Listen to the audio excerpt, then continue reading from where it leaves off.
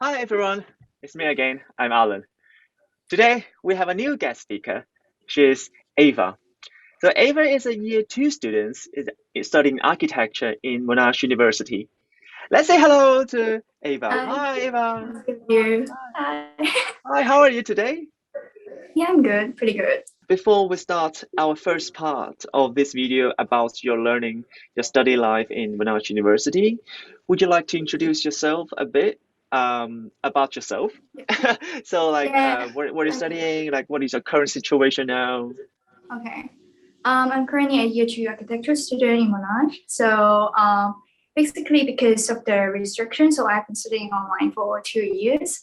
I'm currently studying regenerative architecture, which is related to environmental friendly for this Mm. year. Yeah. So, what do you study in your high school? What kind of subjects do you study in your high school? Um, what I study is actually unrelated to now, Mm-hmm. because I study Chinese history and also BAFS, accounting and Right. biology. So it's totally different. Wow.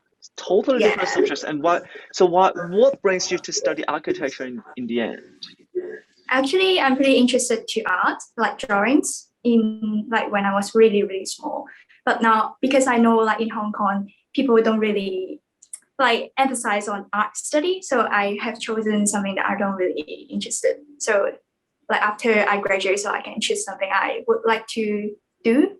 Yeah, that's the Okay. reason. So anything you need to prepare for the admissions, like do you need a portfolio of your artwork? Yeah, you have to prepare a portfolio. Basically, it's like some of your drawings. It doesn't have to be really related to architecture. You just have to show maybe your drawing skills, etc. But while apply my university, everything is done by my agents. So I just don't wanna touch that complicated process. So I just pass it to him. All right. So for the portfolio, say you just have some drawings to show your drawing skills. Have you shown any like digital arts or like any drawings with the iPad or with the mobile device? Do you need that kind of Uh, portfolio as well? you can, but I didn't show it because Uh-huh. I don't really do digital drawings. Yeah. All right. You have no experience in architecture or any architecture related knowledge before you study in Monash. Well, actually, I did went to Hong Kong in space for 2 years. Like I studied higher diploma in Hong Kong Ah, space. Yeah, right. yeah, and then I just start from a really really basic knowledge, and then basically my journey in Monash is much more easier. But Hong Kong space definitely helped me a lot from Hmm. establishing the basic skills. Oh, okay. That's cool. So you got 2 years in the Hong Kong space, then you spent another 2 years, total in another 3 years in Monash Yeah, University. Oh, yeah. okay. Are there any it is able to do the credit transfer? Yeah, you can get exemption. Yeah. So Okay. I got 12 credit, so I don't have to study elective for year three. Yeah. Okay. So you have less workload in your year three. Yeah. More time to travel for sure. Okay. So for the, like I know that you have a really very clear goal, a clear interest already after your high school studies. But I believe there are lots of students Yeah. have who might not have that certain mindset about architecture. What would you think Mm, that the traits of being an architectural students, or for any students who have no idea about architecture, what would you suggest mm, them to get to know the interest or the amazing to see whether they match with the architecture? mm. If I have to simplify architecture this word, I can say you are actually a designer. So what you are designing is based on your user's preference. So you can't only follow your own vision and design whatever you like. So everything have to based on the rules provided by maybe Hong Kong or Australia. You have to Mm, study their restriction, and also it is also a process of critical thinking. You have to always criticize whether your design is good, follow your tutor's idea because they are architect, they have more experience. It's also like actually design is like no end. It's a looping process with no ending. So it has to be really, really hardworking. Let's say like your tutor, he gave you some comments and then you have to change a little bit of your model. And then like once you do the drawing, perhaps you have to like redo all the drawings again. That's quite, how to say it, like quite intense, I can say. What do you think the most challenging part of architecture, of studying architecture? I would say you have to like rather than being hardworking, you have to be smart, as in like choosing software in like shorten the time you use, because like nowadays there are a lot of amazing software and like you just have to make the model and then you can generate all the drawings. So this can save lots of your time and it can save your life as well. So be smart, like Be smart with different tools, software. right? Yeah, Different softwares. Yeah. Okay.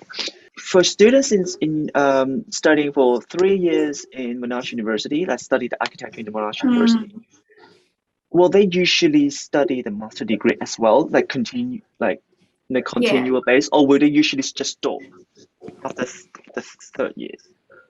Usually people would go for master directly because the salary will be double if you study master. So yeah, they would just go for it usually. Okay, but do you need any? Are you required to do any internship or work placement? Yeah, yeah.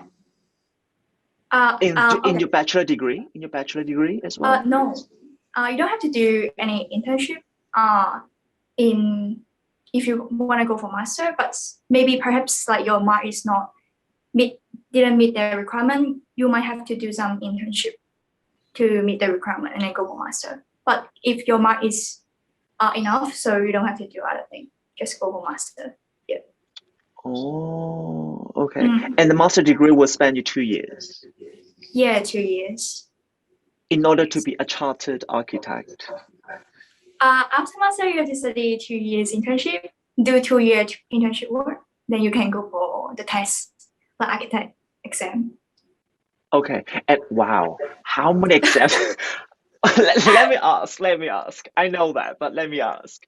How many exams do you still need to go through after your master degree to be a chartered architect? I'm not sure. Okay. But I'm sure there is a procedure that must be more than one exam. Yeah. Okay. Wow. Sorry, I didn't really take a look. No problem. But I heard that a lot many years of exams. Yeah. Right. Okay.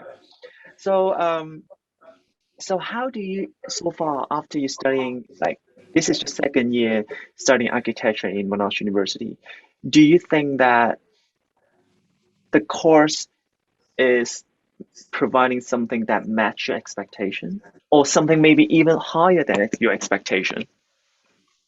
Oh wow, great question. I don't think it really matched my expectation because university is totally different because especially we are doing online, so it is totally different from traditional architecture.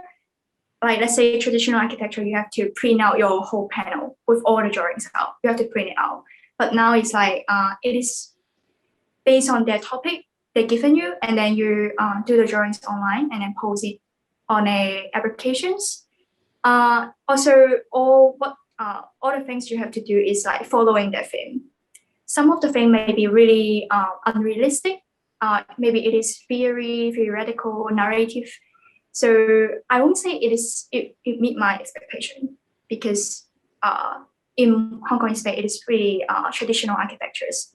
Let's say they give you a scheme of a buildings, so you just have to start building the buildings. But here it's like, oh, maybe you have to do some readings first and then think and then create a story. And then what you are doing maybe not really related to architectures, because I reckon the way they do it like that is because architecture is more than traditional architectures. Maybe it require thinking, and also architecture is not just being an architect. It can be urban designer, landscape designer. It can be related to many themes. So it's totally unexpected. Yeah. So you need here in Monash University, you need a lot of time and space to explore the ideas. Yeah. You actually need to get a lot of abstract ideas first Yeah. before you go down to the earth. Exactly. Yeah. And do you like this kind of learning style?